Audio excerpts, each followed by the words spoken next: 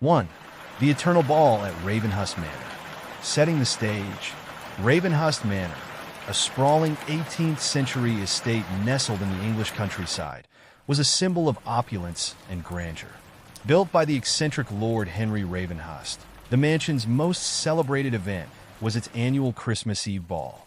Nobles, artists, and dignitaries from all over England flocked to the estate each year to bask in its lavish decorations, flowing champagne, and elegant music.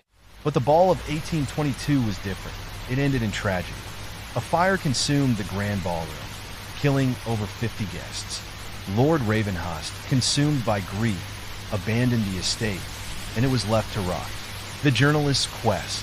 In 1987, Abigail Marsh, a journalist for a paranormal magazine, decided to investigate the legends surrounding Ravenhurst Manor.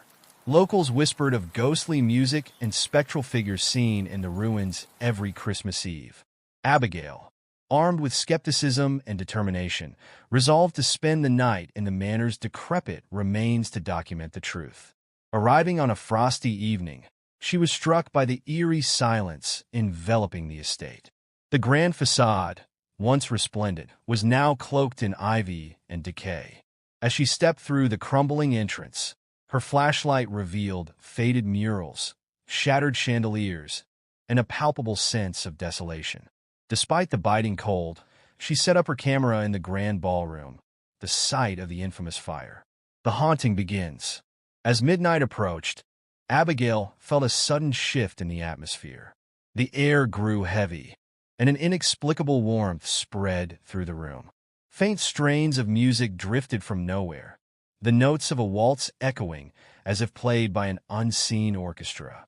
To her astonishment, the ballroom began to transform. The cracked walls and scorched floor disappeared, replaced by a scene of breathtaking splendor. Guests in exquisite 19th century attire filled the room, their laughter and chatter mingling with the music. Abigail's astonishment turned to terror as she realized the dancers were not alive. Their faces were pale, their eyes vacant, and their movements eerily mechanical. She backed away, her camera capturing every detail, but her presence did not go unnoticed. The dancers stopped, their heads snapping toward her in unison. The music ceased, replaced by a chilling silence. A figure stepped forward from the crowd, a woman in a crimson gown, her face a mask of sorrow. Abigail recognized her as Lady Eleanor Ravenhurst, Lord Henry's wife, who had perished in the fire. "You've joined us now," Lady Eleanor whispered, her voice echoing as though spoken from a great distance.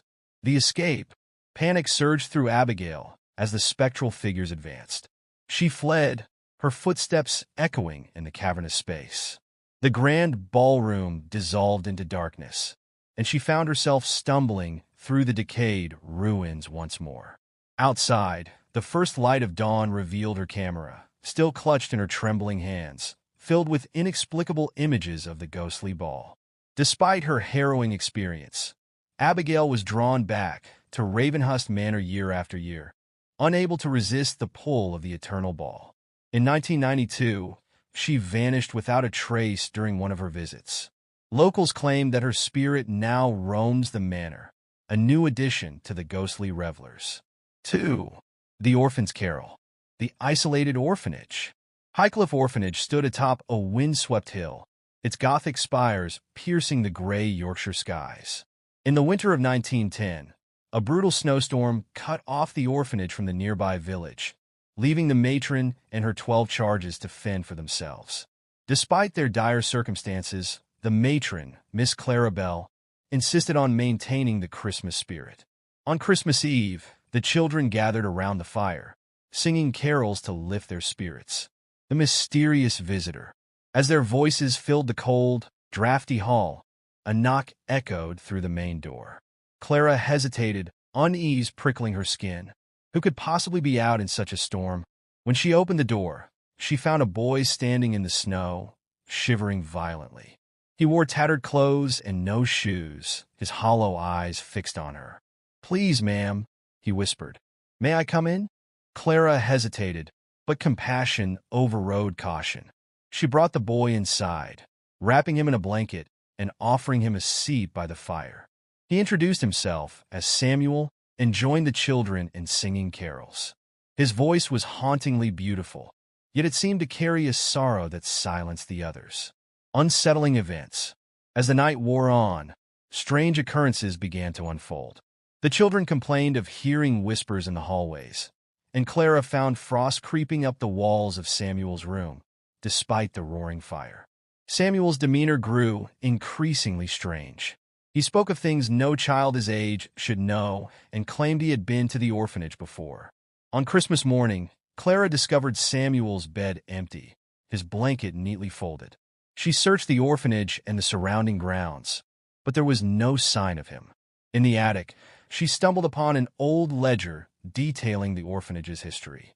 To her shock, she found a record of a boy named Samuel who had frozen to death outside the orphanage's doors in 1845 after being turned away during a snowstorm. The legacy of Samuel's carol. From that year onward, the children and staff of Highcliffe Orphanage reported hearing a child's voice joining their carols every Christmas Eve. Visitors described feeling a chilling presence and claimed to see the faint outline of a boy by the fire. The orphanage was eventually abandoned, but locals still hear Samuel's sorrowful carol drifting through the ruins on cold winter nights. 3. The Forgotten Soldier. The War-Torn Village. In 1944, during World War II, the small village of Eastcombe was a haven of quiet resilience amidst the chaos of conflict. Nestled in the rolling English countryside, its cobblestone streets and modest homes had escaped the direct ravages of war. That December, the village welcomed a detachment of American soldiers stationed at a nearby base. Among them was Private Thomas Langley, a young man with an infectious grin and a knack for storytelling. The soldiers brought much-needed cheer to the villagers, who had endured years of rationing and uncertainty. Thomas quickly became a favorite among the villagers, particularly with the children, who adored his tales of life back in America. The elderly of Eastcombe appreciated his respectfulness, and the women couldn't help but smile at his charm. He seemed to embody a rare lightness, a brief reprieve from the weight of wartime life. As Christmas approached, the villagers extended an invitation to the soldiers to join their festivities. Thomas eagerly accepted, promising to arrive after his patrol duty on Christmas Eve, the fateful night. Christmas Eve descended on Eastcombe with a bitter chill. Snow began to fall in the early evening, blanketing the village in a hushed serenity. Inside the church hall, villagers and soldiers gathered to sing carols and share what meager rations they could spare. The atmosphere was warm and joyful, a stark contrast to the cold outside that as the night wore on, villagers began to notice Thomas's absence. "He'll be here soon," his fellow soldiers assured them, but unease crept into the hearts of many. When midnight passed with no sign of Thomas, a search party was organized despite the worsening storm. The men trudged through the snow, calling his name and scouring the countryside, but there was no trace of him. By dawn, their efforts were abandoned. It was assumed that Thomas had lost his way in the blizzard and succumbed to the elements. His fellow soldiers were devastated, and the villagers mourned the loss of their new friend. In the days that followed, the village held a candlelit vigil for Thomas. They left a single lantern glowing in the church window, a beacon meant to guide his spirit home. Though his body was never found, Thomas Langley's memory lingered in the hearts of the people of Eastcombe.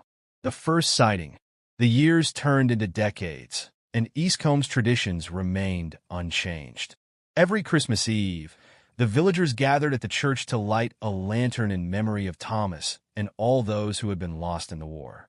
By 1995, on the 50th anniversary of the end of World War II, most of those who had known Thomas personally were gone, but his story had become a cherished part of the village's lore.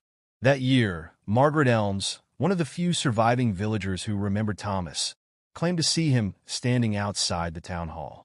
She described him as she remembered, a young man in a pristine U.S. Army uniform, his face lit with a soft, ethereal glow.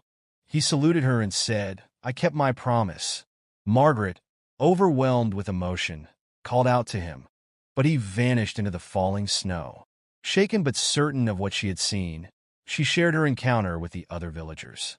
That same night, several others reported seeing a soldier walking through the village square. A young couple swore they saw faint footprints in the freshly fallen snow, leading to the church door before disappearing entirely. The haunting becomes tradition. As the years went on, sightings of Thomas became an annual occurrence. Each Christmas Eve, villagers and visitors alike reported fleeting glimpses of a young soldier, a shadowy figure near the church, a brief reflection in a frosted window, or the sound of boots crunching through the snow. Others spoke of hearing a man's voice singing softly along with the carolers in the church, though no one could ever identify the source. The most striking aspect of these encounters was the inexplicable warmth that accompanied them. Witnesses described a sudden sense of comfort and peace, as though Thomas's spirit carried a tangible gratitude for the village that had welcomed him so warmly in life. A deeper mystery. In 2010, historian Richard Hale visited Eastcombe to document the village's wartime history. Intrigued by the accounts of Thomas Langley's ghost, he delved into military records to learn more about the soldier. What he discovered shocked the villagers. According to official documents, Private Thomas Langley had been reported missing in action, but his unit had later uncovered evidence suggesting he had been ambushed and killed miles from Eastcombe. His identification tags had been recovered from a battlefield in France in January 1945. This revelation deepened the mystery. If Thomas had died far from the village, why did his spirit return to Eastcombe?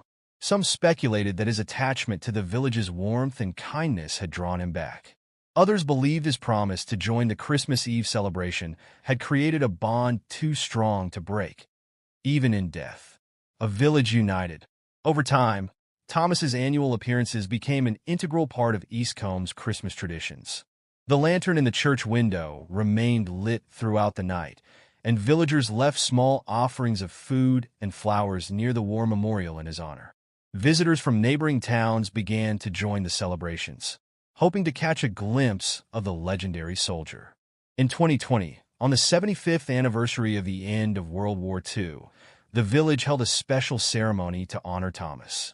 A local artist unveiled a statue of a young soldier standing at attention, his gaze fixed on the horizon. Inscribed on the base were the words, "To Private Thomas Langley, who kept his promise." That night, witnesses claimed the air around the statue grew noticeably warmer, despite the freezing temperatures. Some even said they saw the faint outline of a figure standing beside it, saluting. Though the sightings remain a subject of debate, the villagers of Eastcombe hold fast to their belief that Thomas Langley's spirit continues to watch over them, a timeless reminder of the bonds of gratitude and the enduring power of promises made.